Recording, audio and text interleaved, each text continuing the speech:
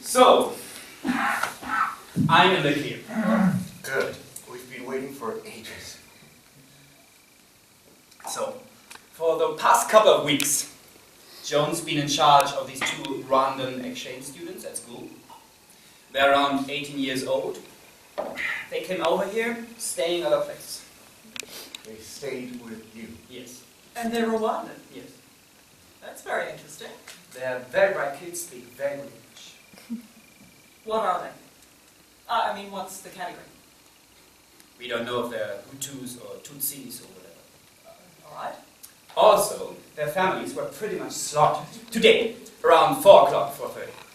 The kids asked us, the Rwandans asked Joan and I, if they could go for a jog around the park. We said yes. We figured they wanted to see more of Brooklyn. They did it before too. They love running. It's in their blood or something. So, they went out for a jog. No harm in that. Exactly what we thought. No harm in it. And? They never came back.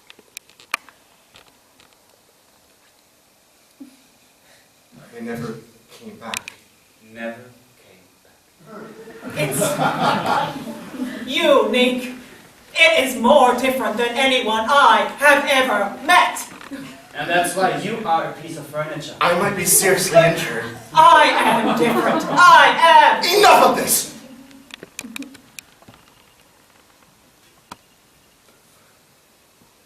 We're friends. We are friends, all of us. We all know we are. I can't take this anymore. My hand is throbbing, my head is pounding, thanks to the both of you. Can you stop this, whatever this is?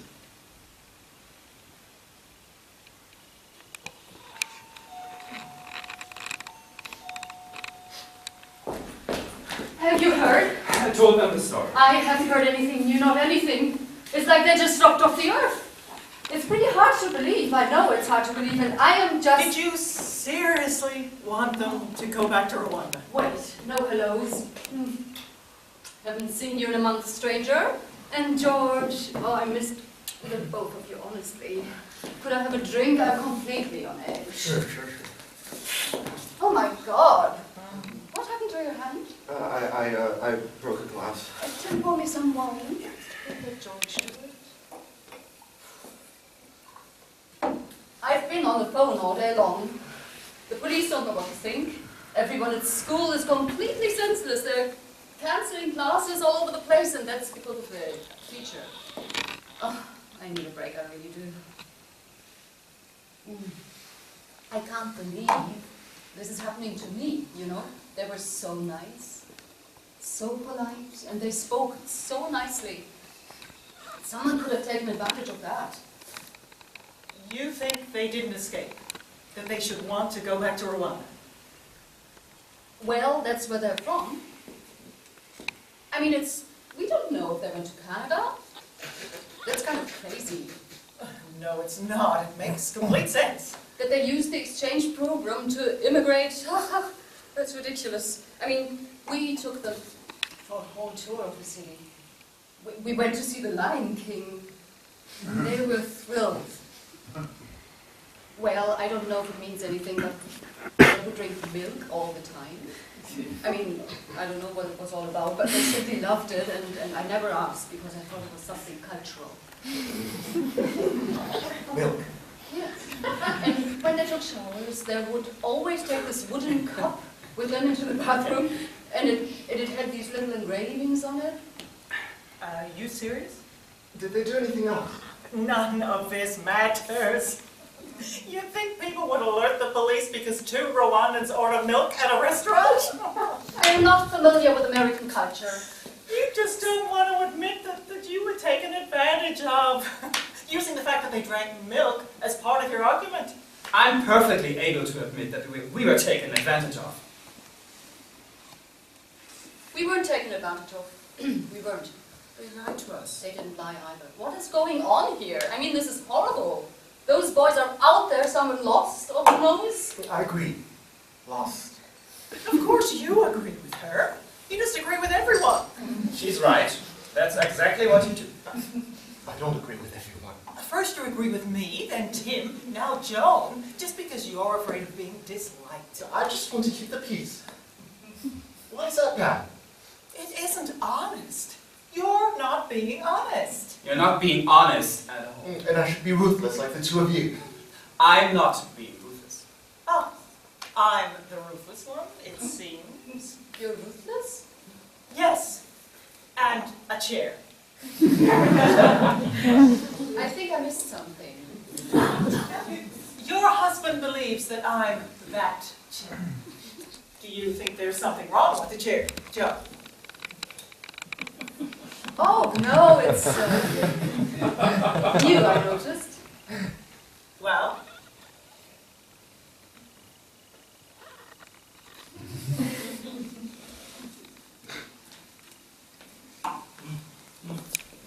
you're lying about the Rwandans. Uh-huh. What am I lying about? You know they used you. Tim admits it. I can respect that he knows the value of the truth. What are you talking about now? Joan likes to cover things up. She always does. It's only a cut. How do you have any idea? Those boys stayed at our house. They cooked us a traditional Rwandan meal. They were conniving. I'm sure he is drugging alcohol. George, let me look at it, all right?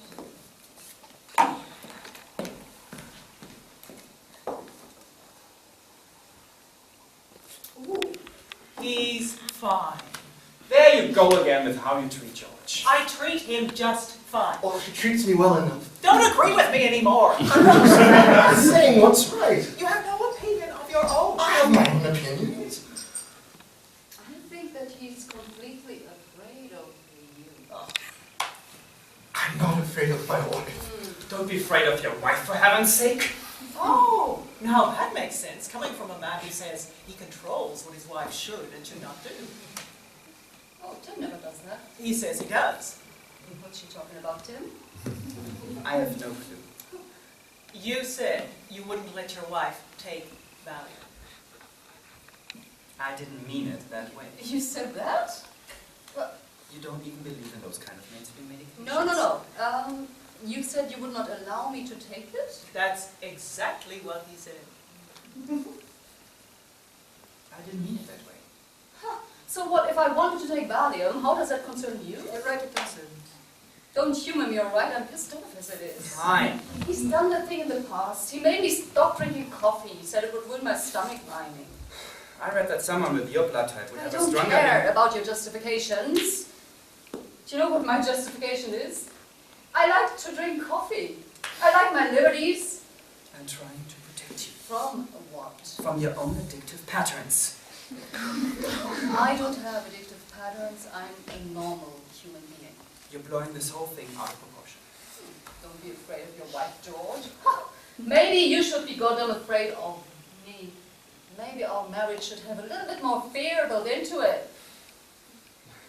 Go on, George. Be afraid of your wife. I'm not afraid of my wife. Good, George, good. That's right. Be Tim's little lapdog now. Do whatever he says. Neither one of you understands women. I always knew it. I understand women. I love women. I respect women. You're a pushover, George. And Tim, you're an ass. Here, Joan. I've got something for you. Take one of these! Don't give up, Valium. She drank just now. All you sit. This is dangerous. I'm sick of putting up with you on your neck. If I want one, I'm taking it. Oh, no, stop! Idiot! Do you want to control me? Is that your life's ambition? Checking on me at work, calling to ask if you could tell them about the Rwandans just to check if I'm coming? I was being courteous. This is my prescription. I love women. I love them. Who are all of you to tell me otherwise? Don't make an ass out of yourself, George. Shut up, Tim. At least he's not afraid to admit what he feels. And what about you? Does it bother you that much to admit that those Rwandans called one on us? That they weren't such great kids? That you were dumb for trusting them? I wasn't dumb. I believed. I believe in them. You defending those kids as naive is completely incorrect and, in my opinion, takes the glory out of their actions. And what on earth is wrong with you today? There's nothing wrong with me. All of you, stop acting. I'm not acting. I'm hurt. I think that you and your wife are from another planet. Why not? We all are. You'd prefer to make believe. You know what? This is all about Vietnam. Before Vietnam, we could stand each other. Vietnam changed you. Yeah, it did. I feel liberated, completely aware. It was the best experience of my life. Well, enlighten us then, Nora. What was it about your liberating luxury vacation that made you so aware?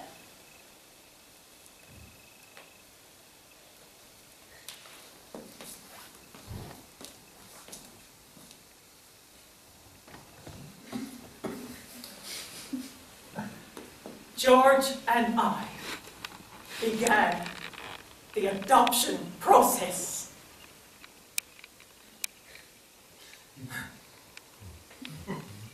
What? We were in Ho Chi Minh City and we decided to adopt. It wasn't something we planned. So you're adopting. Seeing that boy's eyes just woke me up. That's all it took. Picturing him here, giving him the best life possible. Him getting a real education. Are you adopting or not? No. Are you kidding? By the time they drafted up the papers, we had to leave. Nora had to get back to the city. I realized I would need to invest more time. It would be better to return at some point. Look at you. Look what almost adopting a child did to the two of you. It was enough. Enough for what? Enough for me to say that I cared about him. And that you don't care for a second about the Rwandans. Of course I do. Like hell! You think that's what you're supposed to do? You come in here an hour late, out of breath and rambling. As if that shows that their lives really make a difference to you. Stop it! I came here for an evening with you. With all of you. I cannot take all of these things at the same time. I can't. And we're just saying things we regret and we're best friends. We're best friends.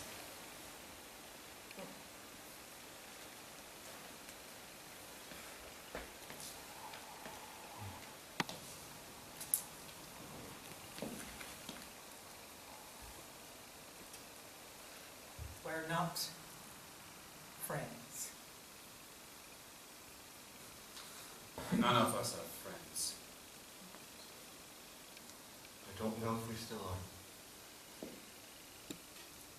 Fine. Fine. I did pretend. I pretended that I cared about what you thought, and I don't. Alright? I don't. I really, really don't, because I care about those kids for no other reason than they are fantastic. That's a load of shit. That is too much. Oh no, you, George. I'm just being logical. I've been thinking. What's illogical here? Well, I see it as this. You lost track of them. You claim they did not escape, which I agree with. But if you cared about them, as you say you do, why aren't you with the police right now giving them more information? Why aren't you searching for them right now at Prospect Park? Yes, George. Yes. Because I'm here with you. That's no excuse. Right now, I really think I should go see a doctor. Let me take a look at it. You would prefer I never showed up. I don't want you to. If it would prove the point, then yes. Just let me see. Okay? So I should go right now? Is that what you want? Now it's too late. You've been sitting here talking while those Rwandans could be lost or dead somewhere. You would prefer to talk. Talk about how great they are and what you plan on doing to help them, rather than actually helping them. What do you think? Is that bone? What? And where do you think I've been this whole time? Why was I an hour late? But still, you're here talking about it. Good. Call me a talker. Never call me a talker. Yes, that's gone. That's gone. No. You are the talker. You are the biggest talker of them all. Pretending to be some empathetic, kind person, when all you did was use those kids more than they used to. Trying to prove your tolerance of the world, when you didn't give a damn. You might be a teacher, but you're a god-awful one. What? Stop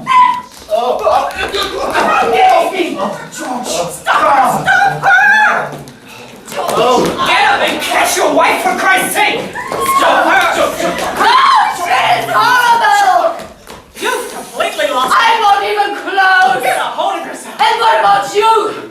I don't understand how you can be a teacher with that kind of temper. I'm bleeding again. I'm bleeding again. Let go. I'm afraid for you.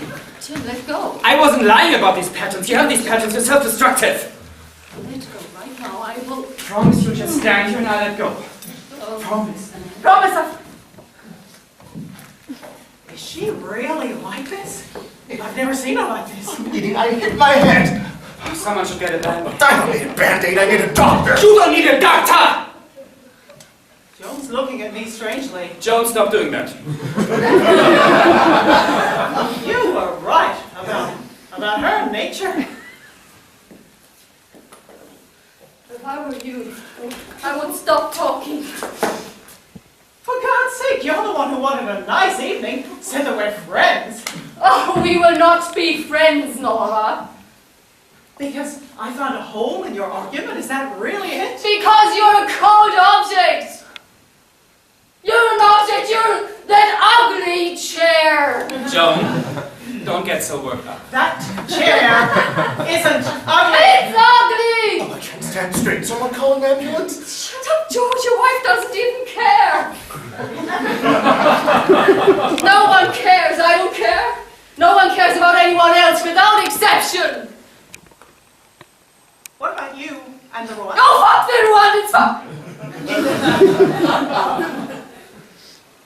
Okay, give Joan a Valium. They're on the floor.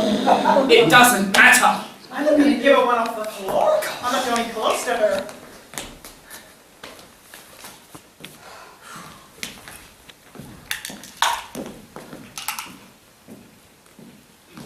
You missed one.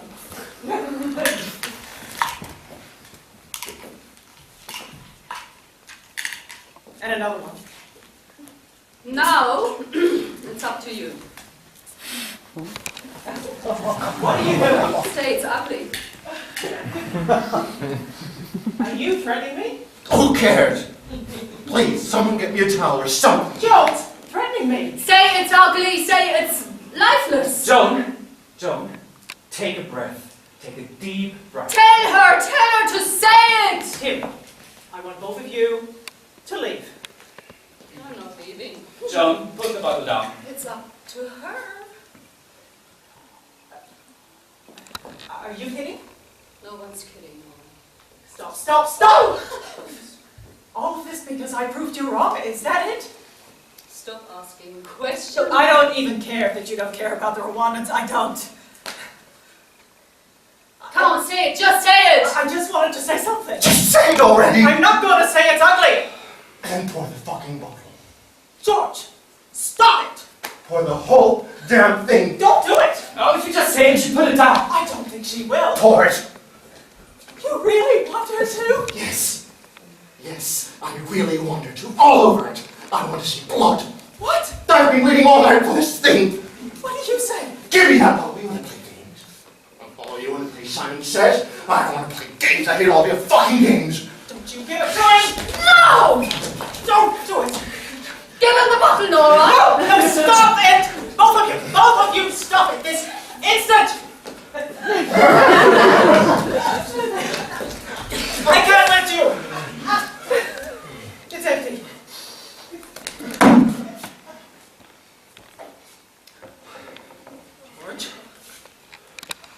George! Just do it, George. Shut up! No one talk to me. All of you have your little opinions. doesn't matter. My blood doesn't matter. It's just us two. Stop! Now.